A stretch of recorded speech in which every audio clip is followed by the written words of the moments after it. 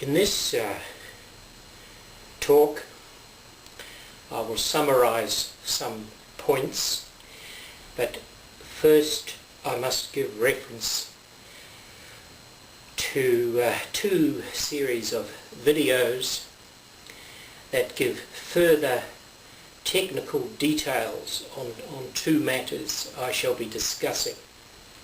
The title of this talk is the Capitalist Manifesto, and the references for more technical matters will be to the series of videos called An Open Letter to the New Zealand Prime Minister for population economics details, diagrams and blackboard exercises, if you like, some technical details of the foregoing remarks. And on the other side, the newer series of videos on the limits to taxation. We awake and become aware ourselves of the unusual nature of the current taxation regimes and government exercise around the world. And yet we see at the same time staggering and faltering economies, sovereign defaults, sovereign collapses, and some very clear backcasting. This is the opposite term to forecasting, where you go back and you forecast from a back position as to see how we have got to the place we've arrived at. Hence this manifesto for capitalism, the Capitalist Manifesto. It seems to me that to continue in history as a culture and a civilization, either the English-speaking peoples or the European peoples that have lasted for thousands of years, we need to consider what is actually happening to the basis for any population economics, which is that the European peoples were once 20% of the entire population of the human race upon this planet. Nowadays we represent about 8%, and in another 30 years at the rate we're going, we shall see a rate of about 3%, and 60 years beyond probably about 1%. Now, who takes notice, if at all, of a people either heading in that direction or about to be upon the earth just 1% or even at 3% of the world population? Who takes notice of Pacific Islanders on the world forums, economically, politically, militarily, or in any way you want to cut it? Who really takes notice on a world scale of these peoples? And we are heading in that direction. And this somewhat explains the demise of the West. And there are various economic and population issues and taxation issues that are wrung forth out of this situation that then reveal themselves to us as clear and acute and sharp and pungent. They are seen in distress and in the emergency conditions and crisis that we are in today under a rakish light. So anything that pops up shows and reveals itself very clearly. And it is patently obvious that economics, as classically practiced with foot-dragging monotony, is a complete and utter failure. Either socialistic economics, communism, the collapse of communism, people's revolutions, which only last for 18 months or 2 or 3 years at most, and they also collapse. Argentina is a classic example. The Ukraine, the Orange Revolution, and so on. The current furore over Tunisia and Egypt, somehow hoping that some kind of democracy will come about, when plainly it is an Islamist revolution. And when you see the political landscape so clearly falsely presented to us with a programmatic, systematic, media-driven false consciousness, sort of, cannot we puke up our own propaganda? It's ridiculous to continue to swallow the nostrums produced by ourselves, the rather ridiculous resolutions and resolves and descriptions of the situation, which simply do not match up to what is happening. So we are forced to consider or reconsider anew what is occurring in the world, all these failed economics situations, and the failure of taxation to continue to support the high levels of lifestyle that we have become accustomed to in the West. For instance, hardly anybody in the West, in a highly developed Western country, which our country continues to think itself to be, considers that in fact their democracy has depended upon all along the exploitation of pretty well 90% of the entire globe in order to maintain the illusion that they are free beings and can behave with liberty and without constraint or without restraint on any matter, moral, social, political, economic, in any way and fashion they so desire. Now this is just not so for the vast majority of people. A decision made daily can be a life and death matter for many, many peoples as to whether you cannot decide whether or not you're going to go to work. You go whether you're sick or not, otherwise you're out of a job. And that probably applies to 90% of the entire peoples in Asia and Africa and so on and so forth. You just don't have the kind of niceties that we have become accustomed to.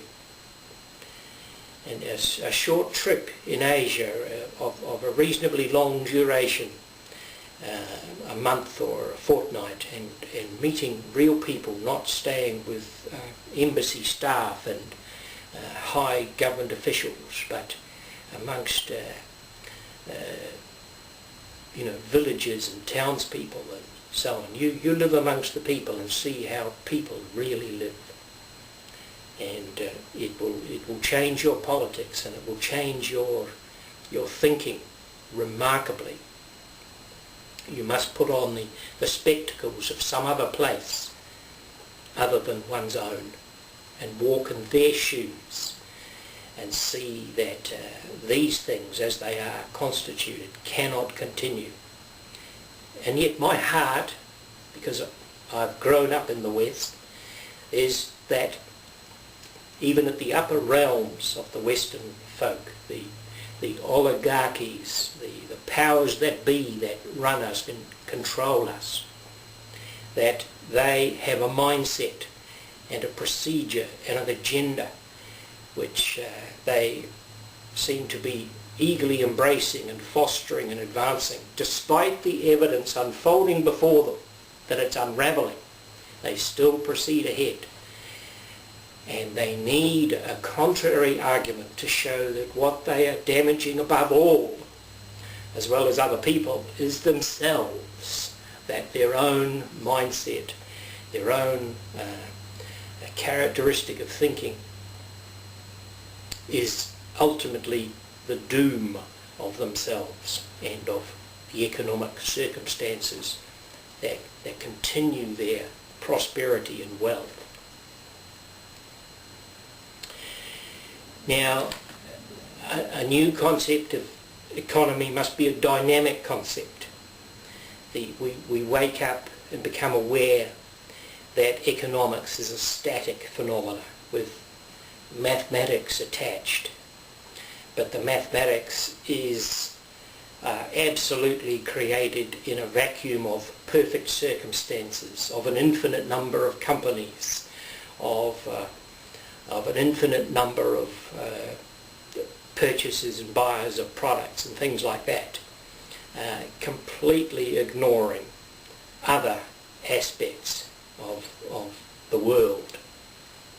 The facts seem to blunt the purity of the theories and frequently, all too frequently, give opposite results. For instance, the prevailing theory underlying all economic theory is that of Robert Malthus. Now, it's a curiosity that people who've studied theology, like Darwin, like Karl Marx, like Robert Malthus, with their overarching concern for, having been equipped with a 6,000-year long yardstick, they can see the entirety of history, and it's a habit of thinking to see things in terms of this yardstick. Well, here again, you have a man, myself, who has a pronounced theological outlook.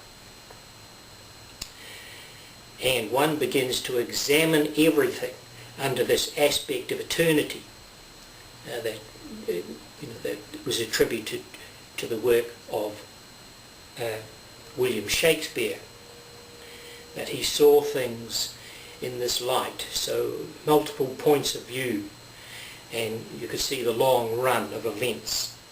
And it gives you a dynamic view. So if you backcast and forecast from a prior position, then you can project, then you can extrapolate. You can go leap ahead. By going back, you can leap ahead. 50-year forecasts are not the thing. It's a generation on generation on generation. To create a curve of possibility of what is sustainable, you need 3 points. 2 points you could put any curve, a straight line or a curve or a reverse curve in 2 points. But once you have a third point, it has to go through that point as well, and it determines the shape of a curve or a line or a slope. So you need 3 points.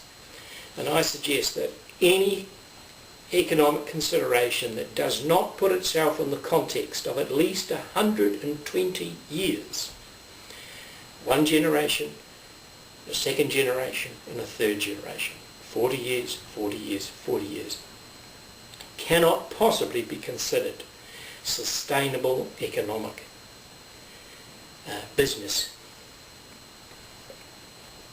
And the reason why I opt from springing forth from population economics, which I referred to before, and you can go back and see what I say about population economics, the technical aspects, is that